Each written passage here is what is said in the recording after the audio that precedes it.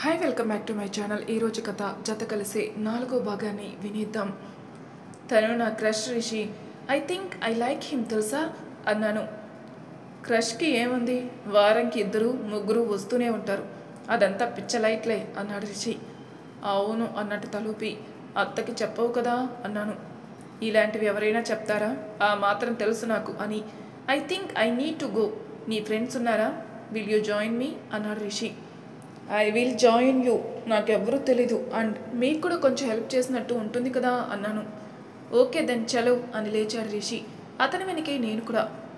హే షీలా అని అక్కడున్న ఒక అమ్మాయిని పిలిచి, తను మన టీంలోకి జాయిన్ అయిన కొత్త మెంబర్, ఫార్మాలిటీస్ ఇంకా కంప్లీట్ అవ్వలేదు, ప్రజెంట్ వర్క్ అలాట్ చేయండి, తనకి రిజిస్టర్ మెయిల్ వచ్చాక నేనే అడ్మిషన్ చేస్తాను అన్నాడు రిషి. హా ఓకే రిషి అని కమ్ అంది తను. సో ఇప్పుడంతా సెకండ్ ఇయర్స్కి అవార్డ్ సెరమనీ ఉంటుంది, మిగతా వర్క్స్ అన్నీ అయిపోయాయి, అక్కడ అవార్డ్స్ వాటి మీద పేర్లు ఉంటాయి, స్టేజ్ మీద పిలిచే లిస్ట్ నీకు ఇస్తాం, ఆ లిస్ట్లో అవార్డ్స్ తీసుకెళ్ళి స్టేజ్ మీద పెట్టేసి టైంకి ఇచ్చేయడమే అంది షీలా. ఓకే అన్నట్టు తలూపాను.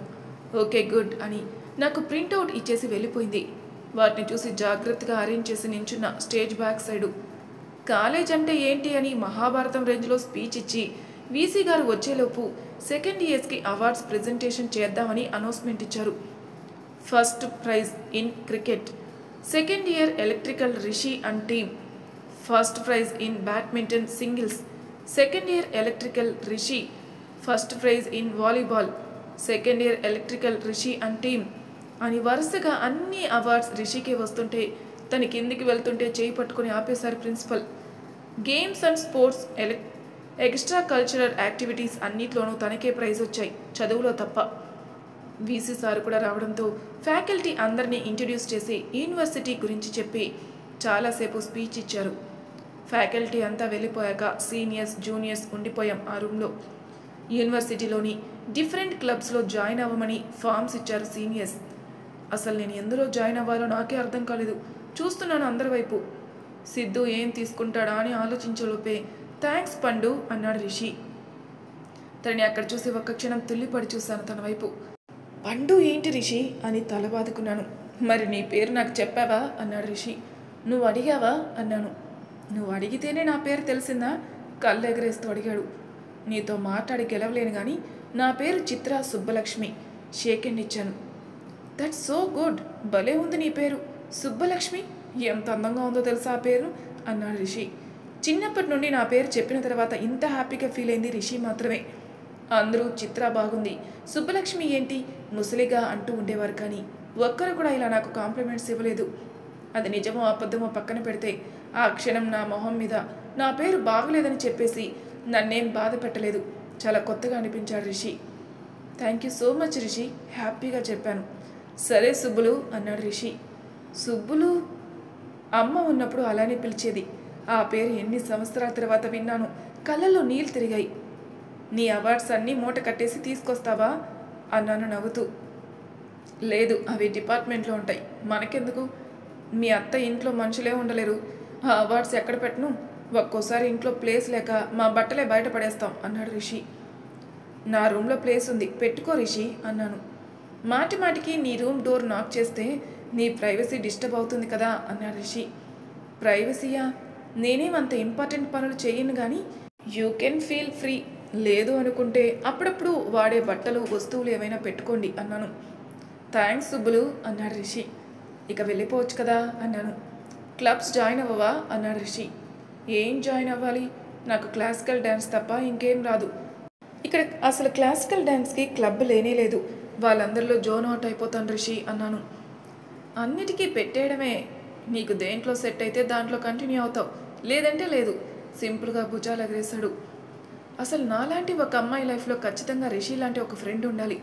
చిన్న విషయాలను కూడా కాంప్లికేట్ చేసుకుని నేను పెద్ద విషయాలన్నీ కూడా ఈజీగా సాల్వ్ చేసే రిషి. మేం మాటల్లో ఉన్నప్పుడే అన్నిటి ఫామ్స్ తీసుకుని నా చేతిలో పెట్టాడు. అన్ని క్లబ్స్లో మెంబర్షిప్కి అప్లై చేసి ఇంకా క్లాసెస్ ఏమీ లేవని చెప్పడంతో రిషితో కలిసి ఇంటికి వచ్చేసాను. నా రూమ్లో కబోర్డ్స్ మొత్తం క్లీన్ చేసి ఇస్తే వారు 4 బుక్స్ తీసుకొచ్చి పెట్టుకున్నారు. అందులో బట్టలేవో పెడతారేమో అనుకున్నాను అన్నాను.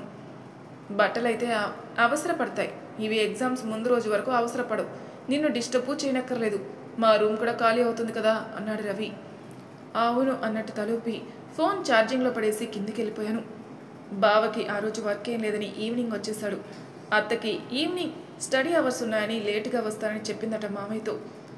పెద్దమ్మ వచ్చింది డిన్నర్ చేయడానికి. రూపక్కకి ఏదో సంబంధం వచ్చిందని చెప్తుంది మామయ్యతో. ఫైనల్ ఇయరే కదా, అక్కకి నచ్చితే చేసేయమని సలహా ఇచ్చారు మామయ్య. నాకేం చేయాలో అర్థం కాలేదు. అక్కడే నుంచుని ఇద్దరి వైపే చూస్తున్నాను.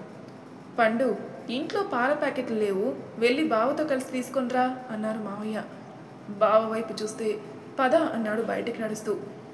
చిన్నపిల్ల కదా, తన ముందు ఈ పెళ్లి విషయాలు ఎందుకని అన్నారు మామయ్య. నిజమే అన్నట్టు తలూపింది పెద్దమ్మ. వీధి చివరిని అని ఇద్దరు నడుచుకుంటూ వెళ్తుంటే అడిగాడు బావ. కాలేజ్ ఎలా ఉందే అని. నచ్చింది బావా అన్నాను. ర్యాగింగ్ అవుతోంది, రిషి వాళ్ళు ఉన్నారుగా, పెద్దగా ఏం అనలేదు అన్నాను. రిషి మాట్లాడుతున్నాడా నీతో అన్నాడు బావ. హా బావా, అదేంటి అలా అడిగావు? చాలా మంచివాడు తెలుసా అన్నాను. మంచోడే, అంతకంటే ఎక్కువ మొండోడు. అమ్మ ఎవరి మాటైనా వినడం చూసావా అన్నాడు బావ. అడ్డంగా తలూపేశాను. అప్పట్లో అమ్మతో బాగుండేది, ఆ తర్వాత ఎవరితో అంత ఫ్రెండ్లీగా ఉండడం చూడలేదుగా అనుకుంటూ. అమ్మ రిషితో ఎంత క్లోజ్గా ఉంటుందో తెలుసా? ఏదో సొంత కొడుకులా ఫీల్ అవుతుంది. వాడికి ఇష్టం లేదని పల్లీ చట్నీ చేయడమే మానేసింది అన్నాడు బావ. అబ్బో అనుకున్నాను. మేమిద్దరం షాప్ వరకు వచ్చేసరి 2 పాలు 1 పెరుగు అని ఆవిడికి చెప్పి లస్సీ తాగుతావా అన్నాడు బావ. వద్దు అని శ్రీజ మ్యాటర్ చెప్పేయచ్చుగా బావా, రూపా అక్క కూడా సంబంధాలు తెస్తున్నారు అన్నాను. నీ బాధ ఏంటే?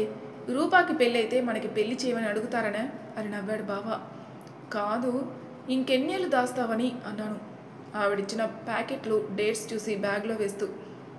తను గ్రూప్స్కి ప్రిపేర్ అవుతుంది, వాళ్ళ నాన్న టైం ఇస్తున్నారు. ఈ టైంలో ప్రేమ దోమ లవ్వు కొవ్వు అని లీక్ అయిందంటే వెంటనే ఫస్ట్ తనకి ఫ్రీడమ్ కట్ చేస్తారు. ఆ తర్వాత ఆవేశంగా సంబంధాలు వెతికిస్తారు. అప్పుడు మనం ఎలాగో కామ్గా ఉండం కాబట్టి పెళ్లి చేసుకుంటాం. తన చదువు వంటకి, తన ఇంట్రెస్ట్ ఆటకకి చేరడానికి తప్పించి అప్పుడే చెప్పడం అవసరమా అన్నాడు బావ. నిజమే బావా, నేను ఇంత ఆలోచించనే లేదు అన్నాను ఆశ్చర్యంగా. చించాలి పండు, కాలేజ్ లైఫ్లో మనకి పరిచయమైన అందరూ మన నుండి ఏదో ఒకటి ఆశిస్తూనే మనకి దగ్గర అవుతారు. అలా నిస్వార్థంగా దగ్గరయ్యేవారు చాలా తక్కువ. వాళ్ళని మనం కనిపెట్టి మన జీవితంలోకి తీసుకుంటే చాలు, మిగతా అన్నీ అవే ప్లేస్లో పడతాయి. చూస్ చేసుకునే మనుషుల్ని తప్పుగా చూస్ చేసుకున్నామంటే ఇక మనం మన చేతులతో మనమే మన లైఫ్కి హెల్కి ఇన్విటేషన్ ఇచ్చినట్టు అన్నాడు బావ. అవన్నీ వింటూ ఆలోచిస్తూ సిద్ధు గురించి చెప్తే ఏమంటాడా అని. నీకు కంప్యూటర్ అంటే ఇంట్రెస్ట్, ఈ 4 ఏళ్ళు దాన్ని ఇంకా పెంచుకో, బాగా నేర్చుకో. ఆ తర్వాత నువ్వు ఎంటెక్ చేస్తానన్నావు, అమెరికా వెళ్తానన్నా అందరినీ నేను ఒప్పిస్తాను. కానీ కాలేజీ టైంలో చదువు మానేసి ఇంకెలాంటి వెధవ వేషాలు వేసావని తెలిసినా నానమ్మ కంటే ముందు నేనే నీకు సంబంధాలు చూస్తాను అన్నాడు బావ. ఆ మాటలే నాకు గుండెల్లో రైలును పరిగెట్టించాయి. ఆ స్పీడ్ ఇంకా పెంచడానికి మా పక్క నుండే బైక్ మీద వస్తూ నన్ను చూసి బైక్ ఆపాడు సిద్ధు. పక్కనే బైక్ ఆపిన సిద్ధును చూసి నా గుండె ఆగి మళ్ళీ కొట్టుకుంటుంది. ఏయ్, కళ్ళకున్న ఆ జగదాంబ అద్దాలు తీసి బైక్ డ్రైవ్ చేయి, కళ్ళు కానీ కనిపించడం లేదా అని అరిచాడు బావ. చిత్ర అన్నాడు సిద్ధు. బావా, తను మా క్లాస్మేట్ అని పరిచయం చేశాను. తెలిసిన వాళ్ళు కనిపిస్తే బండి పక్కకి పార్క్ చేయొచ్చు, వాళ్ళ మీద ఎక్కించే ఎక్కర్లేదు అన్నాడు బావ. బావా అని చిన్నగా గొనిగాను. ఏంటి నీ పెత్తనం మధ్యలో? కళ్ళు చిట్లించి చూశాడు బావ. ఐ యామ్ సారీ అని బావకి చెప్పి, ఇందాక కాలేజీలో నీకోసం వెయిట్ చేశాను, నువ్వెక్కడా కనిపించలేదు. ఇందాక నువ్వు పే చేసిన దానికి అని మిల్కీ బార్ చాక్లెట్ నా చేతిలో పెట్టి వెళ్ళొస్తానని వెళ్ళిపోయాడు సిద్ధు. బాయ్. తన బైక్ కనుమరుగవుతున్నా చెయ్యి ఊపేస్తున్నా నన్ను యగాదిగా చూస్తూ. ఏంటే స్టోరీ తేడాగా ఉంది అన్నాడు బావ. తేడానా? తేడా ఏముంది బావా అన్నాను ఆశ్చర్యంగా. ఈ అత్తే ఏదైతే ఉందో అది. వాడు జస్ట్ సిద్ధు అంతే. సిద్ధు సిద్ధార్థ రాయ్ ఏం కాదు, వాడికి అంత ఎక్స్ప్రెషన్ అక్కర్లేదు అన్నాడు. తను నా క్లాస్మేట్, బాగోదు కదా అని నసిగాను. అన్నాడు. అది అంగీకారమో నిట్టూర్పో తెలియలేదు నాకు. ఇంటికెళ్ళగానే ఏంటి పాల ప్యాకెట్లకు కూడా ఎంతసేపు చేస్తున్నారు, మిమ్మల్ని నమ్మి ఏదైనా పని అప్పగిస్తే ఇక జరిగినట్టే అని వెట్టకారంగా అన్నారు మామయ్య. పండు ఫ్రెండ్ ఎవరో కనిపించారు డాడీ అని మామయ్యకి చెప్పి డిన్నర్ అయ్యాక రూపక్క రూమ్లో పడుకో ఈ రోజుకి అన్నాడు బావ. రూపక్క రూమా ఎందుకు అని అడగాలి అనుకుని ఆ మాట నోట్లోని ఆపేసి సరే అన్నట్టు తలుపి వెళ్ళిపోయాను పైకి. నేను ఫ్రెష్ అయ్యి సిలబస్ షీట్ ఓపెన్ చేసి చూస్తుంటే అన్నోన్ నెంబర్ నుండి మెసేజ్ వచ్చింది. ఆర్ యూ ఓకే అంటూ. హూ ఈజ్ దిస్ అని రిప్లై ఇచ్చాను. సిద్ధు. సిద్ధు నాకు మెసేజ్ చేశాడా అనుకోగాని నా కాళ్ళు చేతులు గాల్లోకి తెలిపోతుంటే కళ్ళు మతాబుల్లా మెరిసిపోయాయి. ఐ యామ్ ఫైన్, ఎందుకలా అడిగా అని మెసేజ్ చేశాను. ఇందాక మీ బ్రదర్ ఏదో అంటున్నారు కదా అన్నాడు సిద్ధు. తను మా కజిన్, అయినా తనేం అనలేదు. డోంట్ వర్రీ అని ఒక ఈమోజీ సెండ్ చేసి చూస్తున్న రిప్లై కోసం. దట్స్ గుడ్ దెన్ అని ఒక స్టిక్కర్ సెండ్ చేశాడు సిద్ధు. నేను తనతో చాటింగ్లో మునిగిపోతే ఓయ్ సుబ్బు అని అరిచాడు రిషి. ఆ అరుపుకి తేరుకొని చూస్తే నా రూమ్ బయట నిల్చున్నాడు రిషి. కమ్ అని లేచి డోర్ తీశాను పూర్తిగా. Body present mind absent girl అని తల మీద మొట్టికాయ వేసి ఇందాక నుండి అరుస్తుంటే వినిపించుకోవేంటి అన్నాడు. నేనేదో ఆలోచిస్తున్నాను అని కవర్ చేశాను. ఆ యుగ పురుషుడితో సోది వేసింది చాలు గాని పద కింద, మీ అత్త ఇందాక నుండి అరుస్తుంది, నేను డిన్నర్కి రమ్మని అన్నాడు రిషి. ఓ నేను వినలేదు అని బెడ్ మీద ఉన్న స్కార్ఫ్ తీసుకొని మెడ చుట్టూ వేసుకొని తనతో పాటే కిందికి దిగుతూ అడిగాను. నేను తనతో మాట్లాడుతున్నానని నీకెలా తెలుసు అని. నీ ఫేస్లో ఆ 1000 వాల్ట్ స్మైల్ చూస్తే ఎవరికైనా తెలుస్తుందిలే కానీ మీ అత్తకి చెప్పకూడదు నీ రూమ్కి పవర్ సప్లై ఆపేయమని. వాడితో చార్జ్ చేసినప్పుడు నీ స్మైల్కి మొత్తం 1000 వాట్ల కరెంట్ అయినా ప్రొడ్యూస్ అయ్యి ఉంటుంది, దాన్ని నీ ఇష్టరాజ్యంగా వాడేసుకో అన్నాడు రిషి. సచ్ ఎ ఫ్లట్ అంటుంటే నవ్వాడు. ఈ ఫ్లట్టింగ్స్ అవి మన వల్ల అయ్యేది కాదు, ఏదో కాలం కలిసి వస్తే మాటలే ముత్యాలు అవుతాయి అంటూ. ఈ వైజాగ్ షేక్స్పియర్ని తట్టుకునే శక్తి మా బుర్రకు లేదులే కానీ పదండి వెళ్ళి తిందాం అన్నాను నడుస్తూ. డైనింగ్ టేబుల్ చుట్టూ అందరూ కూర్చుంటే సోఫాలో కూర్చుని తింటున్నారు మిగతా ముగ్గురు. ఎన్నిసార్లు పిలవాలి పండు, నీకోసం అందరూ వెయిట్ చేస్తారనే సెన్స్ ఉండాలి కదా. వ్యారీ అవుట్ ఆఫ్ సెన్సెస్ అంది అత్త కోపంగా. తనకి హెడేక్గా ఉందని పడుకుందా ఆంటీ అన్నాడు రిషి. హెడేకా అంది అత్త సూటిగా చూస్తూ. అవును అన్నట్టు నిలువుగా తలాడించి కళ్ళతోనే కన్ఫర్మేషన్ ఇచ్చాను అత్తకి. రోజు ఏదో ఒకటి తెచ్చుకోకపోతే ఆకలి వేయను అంటుందా నీకు అని కసిరి వెళ్ళి భోజనం చేసి రెస్ట్ తీసుకో, ఇంకా తగ్గకపోతే ట్యాబ్లెట్లు వేసుకో అంది అత్త. సరే అన్నట్టు తలూపి ప్లేట్లో భోజనం పెట్టుకుని రిషి వాళ్ళ పక్కనే సెటిల్ అయ్యాను. So how was your day Rishi అంది అత్త. గుడ్ ఆంటీ అంటూ తనతో మాట్లాడుతున్నాడు. అత్త ఏదో రిప్లై ఇస్తుంది. అదేదో మల్టీవర్స్లో ఉన్నట్టుంది నాకు. రుచి పచ్చి లేచి వంటలు గబగబా నోట్లో కుక్కి అవి బయటకు వచ్చేలోపే లేచి వెళ్ళిపోయాను నా రూమ్లోకి.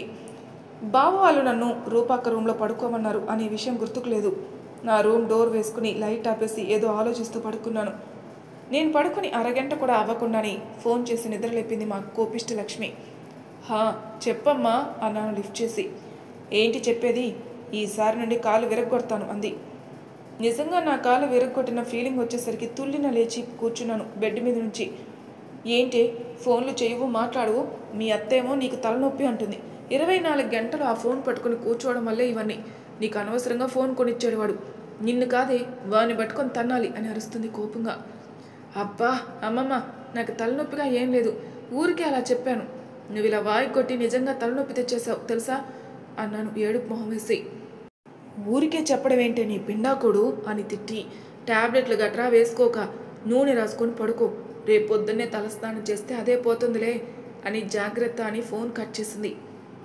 నూనె రాసుకోవాలంటే రాసుకోవడం ముందు మనకు రావాలి కదా, ఇంట్లో ఉన్నప్పుడే ఆవిడే రాసేది, ఇప్పుడు సడన్గా రమ్మంటే ఎలా వస్తుంది అని తిట్టుకుంటూ ఆయిల్ బాటిల్ తీసుకుని బయట బాల్కనీలోకి వెళ్ళేసరికి మామయ్య బావ మందు తాగుతూ కనిపించారు అక్కడ. ఒక్క సెకండ్ షాక్ అయి కప్పలా నోరు తెరుచుకొని చూస్తుంటే రిషి ఇంకెంతసేపు అన్నారు మామయ్య గట్టిగా. తెస్తున్నాను ఆగండి అంకుల్ మీరు అని లోపల నుండి ఏదో తీసుకొచ్చి వాళ్ళ ముందు పెట్టాడు రిషి. ఏదేమైనా వంటలో నీ తర్వాతరా ఎవరైనా, మా వివేక్ కానీ అమ్మాయి అయి ఉంటే నా ఆస్తంతా కట్నంగా ఇచ్చేసైనా నిన్ను అల్లడిగా తెచ్చుకునేవాడిని అన్నారు మామయ్య. ఆ మాటకి బావని అమ్మాయిగా ఊహించుకున్న నాకు నవ్వు ఆగలేదు. గట్టిగా నవ్వేసరికి ఎవరు అంటూ అందరూ ఒకేసారి చూశారు నా వైపు. ఫోన్ లైట్ వేసి చూసేసరికి కళ్ళు చిన్నవి చేసి హాయ్ అన్నాను. హే పండు, నిన్ను రూపా రూమ్లో పడుకోమన్నాను కదా అన్నాడు బావ. మర్చిపోయాను పల్లి క్లించాను చిన్నగా. నన్ను చూసి మామయ్య గ్లాస్ వెనక్కి దాస్తుంటే నవ్వొచ్చింది నాకు. సర్లే వెళ్ళి పడుకో అన్నాడు బావ. నిద్ర రావట్లేదు, తలనొప్పిగా ఉంది అన్నాను. రవి, దానికి కొంచెం హెడ్ మసాజ్ చేయరా అన్నాడు బావ. ఖర్చు అవుద్ది. నన్ను చూసి కళ్ళెగిరేశాడు రవి. ఇస్తాలే అన్నాడు బావ. దా చెల్లెమ్మ అని లోపలికి పిలుస్తుంటే, బయట ఉందాం కదా అన్నాను చిన్నగా. బయట ఎందుకు పండు, మంచిగా ఉంది, లోపలికెళ్ళు అన్నారు మామయ్య. మీరు ఊరుకోండి అంకుల్, తనేమైనా చిన్న పిల్లనా ఏంటి? ఇవన్నీ తన దగ్గర నుండి దాచాల్సిన అవసరం ఏముంది? మీరు దాచితే తనకి సరదాగా వ్యసనంకి కూడా తేడా తెలీదు, రెండూ ఒకటే అనుకుంటుంది అని మామయ్యకి చెప్పి, రేయ్ చైర్స్ తెచ్చుకోండి అన్నాడు రవితో. నేను ఫ్లోర్ మీద కూర్చుంటే హెడ్ మసాజ్ చేస్తూ, ఇంత జుత్తు ఎలా పెంచావమ్మా తల్లి అన్నాడు రవి. జీన్స్ రా, మా చెల్లికి ఎంత పెద్ద జుట్టు ఉండేదో తెలుసా అన్నారు మామయ్య. మామయ్య వాళ్ళు స్టఫ్కి పెట్టుకున్న డబ్బా నుండి తీసుకుని తింటూ నా తల మొత్తాన్ని పీకి పాకం పట్టి మొత్తం జుట్టు చిక్కులు వేసి వదిలేశాడు రవి. ఇది హెడ్ మసాజా? గుర్రున చూశాను. మా ఊర్లో ఇలానే చేస్తారు, పొగరుగా చెప్పి డబ్బా తీసుకుని లోపలికి వెళ్ళిపోయాడు. రేయ్ నా స్టఫ్ రా అని అరిచారు మామయ్య. నేను ఉంచానులేండి అని ఇంకొక ప్లేట్ ఇచ్చి నాకు ఒక చిన్న బాక్స్లో వేసి ఇచ్చాడు రిషి. నాకా? ఆశ్చర్యంగా అడిగాను. మష్రూమ్ తింటావు కదా అన్నాడు రిషి. నీకు వంటొచ్చా రిషి అని అడిగాను. తప్పు క్వశ్చన్ అడుగుతున్నావు పండు, భలే కుక్ చేస్తాడు తెలుసా, ఇండియను, కాంటినెంటల్, చైనీస్, జపనీస్ అన్నీ అన్నాడు బావ. ఎలా? ఆశ్చర్యంగా అడిగాను తలకి చిక్కులు తీసుకుంటూ. ఎలా అంటే, I find my self in cooking, చాలా ఇష్టం. చిన్నప్పుడు అమ్మ చేసే పొటాటో ఫ్రై నుండి ఇప్పుడు టీవీలో మాస్టర్ చెఫ్ చేసే డిష్ వరకు ప్రతిదీ చాలా ఇంట్రెస్టింగ్గా అనిపిస్తాయి నాకు. At the same time food is a art. నా డిష్ ఎవరికైనా నచ్చితే ఐ ఫీల్ లైక్ విన్నింగ్. అందులో వేసే ప్రతి ఇంగ్రీడియంట్, స్పైసెస్ మన హెల్త్కి ఎంత మంచిదో తెలుసుకుంటూ చేస్తూ ఉంటే అదొక సైన్స్లా ఉంటుంది నాకు, మోర్ దెన్ ఇంజనీరింగ్ అన్నాడు రిషి. అంటే నువ్వు చెఫ్ అవ్వాలి అనుకుంటున్నావా అన్నాను ఆశ్చర్యంగా.